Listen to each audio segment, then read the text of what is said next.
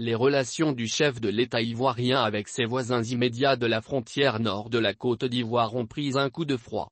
Du moins, elles ne sont plus au beau fixe depuis que la CEDEAO a décidé d'infliger des sanctions économiques, monétaires et diplomatiques aux autorités de la transition malienne, tenant Alassane Ouattara pour responsable du malheur du peuple malien, en raison bien entendu de son leadership au sein de la CEDEAO. Les nouvelles autorités de Bamako ont réagi vigoureusement. Et les conséquences immédiates du mécontentement des tenants du palais du Mont Koulouba se sont matérialisées par la mise en liberté de l'ancien député maire de Dabou, Sessoukou Mohamed Odi Bansouk, un proche de Guillaume Soro. Depuis lors, les brouilles se sont installées entre Abidjan et Bamako, exposant du coup, la frontière nord de la Côte d'Ivoire. Du côté de la Guinée, la situation est identique.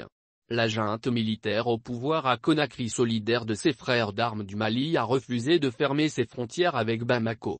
Alassane Ouattara se trouve ainsi pris entre deux régimes militaires, ou à tout le moins, deux voisins immédiats qui sont opposés aux sanctions de la CEDEAO contre le Mali.